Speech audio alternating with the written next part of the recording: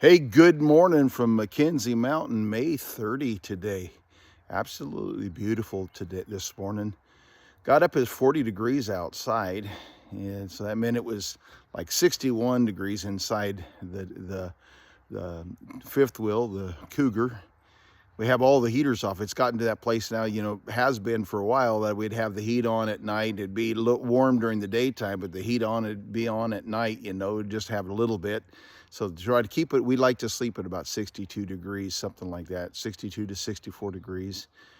And it's just been, you had to have some heat to keep there.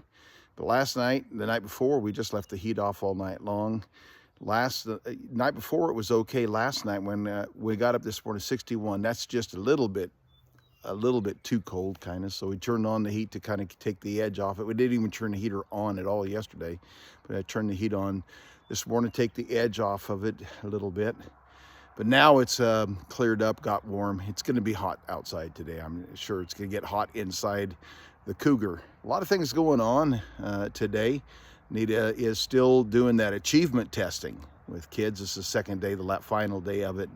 She's concerned for at least a few of them. One of the things that happens with kids is sometimes they don't understand the importance of what's going on. This is a 1-year achievement testing thing. There's a considerable amount riding on how well they do in these tests. And sometimes the kids just say, I'm done, and that's part of the learning process, though. Part of the reflection of the testing is when they just come to that place to say, you know what, I've performed, I've done all the work I'm going to do, I am finished with this.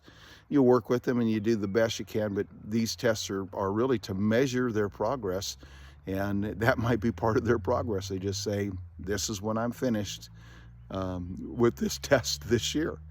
So doing that, I'm going to be going to the chiropractor, kind of a follow-up from last week. I went to the chiropractor just to try to get my hips set a little bit, and he asked for one more meeting, one more appointment with him. So I'm going to be going to the chiropractor today. Going to be going down to the Friday market in downtown Republic. I'd like to set up my table at the market with my books, but this year I'm not going to be able to do it because of building the house. And so that's kind of out of the question, but I didn't want to go down there because hopefully I'm going to be able to meet up with a guy and try to talk to a guy about helping me do some work on the house, especially putting up that insulation. I did make a contact last night, another contact that I can get a hold of to see if I can find someone to help me get that insulation up onto the ceiling, which is really about the only thing I think that that I can't do without some significant help. So got to work on that. I did, because of being home all day yesterday by myself, no vehicle to get around, and electricians weren't here, so I was just kind of all by myself all day long. I did spend some time working on trying to finalize a book I've been working on for quite some time. Just a historical fiction that I've called Tonasket, a little town about 40 miles from here called Tonasket. A friend of mine, Pastor James Job, pastored there for a lot of years. He's retired now, and he's actually a member of the church in Brewster where we've been working, and he's filling the pulpit while they're looking for a pastor right now.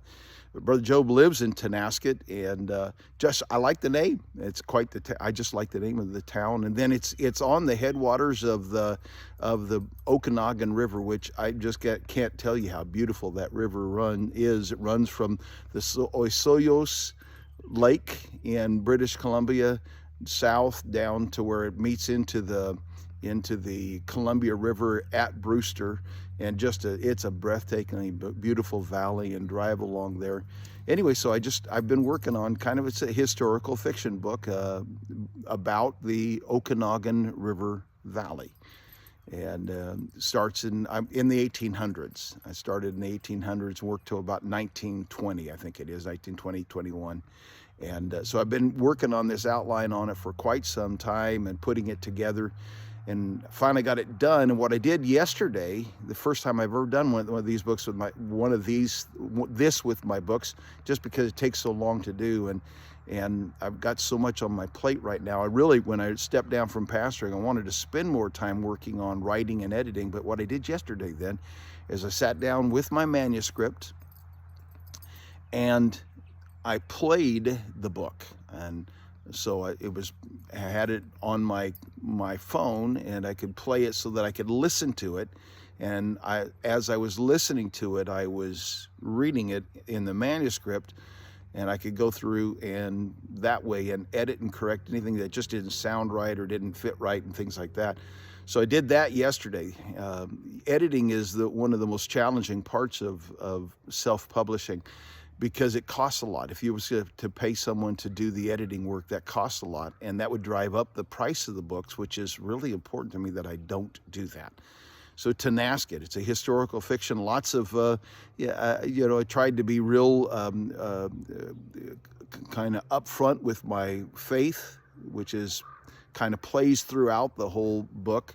But I also tried to be true to some things that would have been true in an area where there were Native American populations, and so some of the struggles that the Native American populations experienced with the white people coming in and settlers, and then the building of the towns, and then you've got the apple orchards that come in, and all of those things. I tried to be kind of realistic with what the Indians would have faced, the Native Americans would have faced with all of that, and tried to be realistic with what some Christians did go through. So I make mention of, I'm a very strong, Baptist. I believe very strongly in my Baptist convictions, but I try to, to give a nod to the Catholic presence, which would have been huge. The Baptist presence in the Okanagan River Valley is pretty significant. The missionary Baptists have been there a very long time, and so there's been a Baptist presence there for quite some time. But obviously the Catholics, I give nod to them, and to the Methodist people and so forth. Those I try to be honest with that. I kind of used one figure to kind of be the anchor throughout the book, and it's Aeneas Tonasket, namesake for the town, also an Indian chief that was in that area. And I totally misrepresented who he was, because he was a native chief that actually objected to the white people being there, and moved to another area that's now called the Aeneas Valley. But I used him as a Christian figurehead, kind of worked through that almost through the whole book. I also give a nod to people like my good friend James Job, who lives in Tonasket. Make mention of my son Caleb. Of course, it's like the 1920s, and so it's not the Caleb that I have now. Make mention of some people that I know that live in the Okanagan River Valley today, but kind of make a guess at what their family might have been like back in the 1800s. Some of them, I don't even know if their families were there that long, but I know that at least some of these families are kind of foundational families in the Okanagan Valley, or at least the confluence where the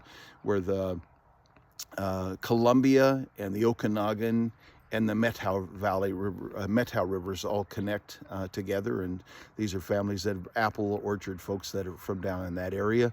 Make some mention of them, not the people I know specifically about, but using their last names in the book. Some things like that. But anyway, I'm pretty excited about it, actually. And so I got it done. It is on Amazon now, both in paperback and in ebook form.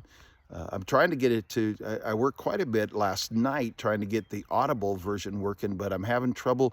I stopped using Microsoft Word because I have to pay for that. And so I don't want to pay $100 a year or something for Microsoft Word.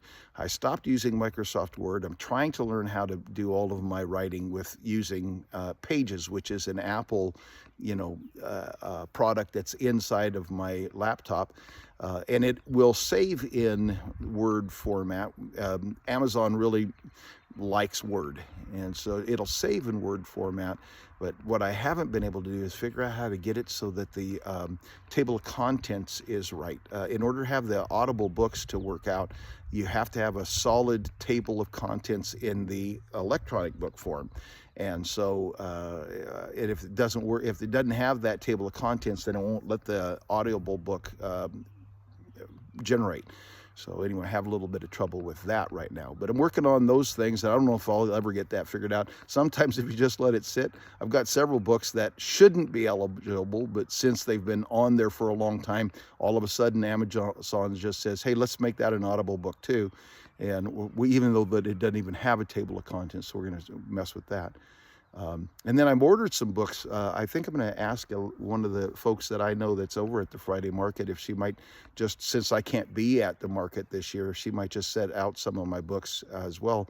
And I've got one that's called Roy Day, which is a little fictional children's book about a boy that died here in Republic. And it's fictional, but it's based on a marker I saw at the Great Cemetery last summer. A boy that lived to be about 12 years old, died at age 12 here in Republic. I've got a little fictional book about that. I've got some that I call one about Larry the dog goes to the farm, visits a farm, and a couple of Scout. Scout was a little mini horse that I had. I made a couple of children's stories on the idea of Scout and character stories, and so making some of those so that we can have those at the market as well. And I've ordered them. They've already been written. I just ordered some that in paperback form that I can maybe set out at the market with some friends there. Well, wherever you are, whatever you're doing today, God bless you and keep you.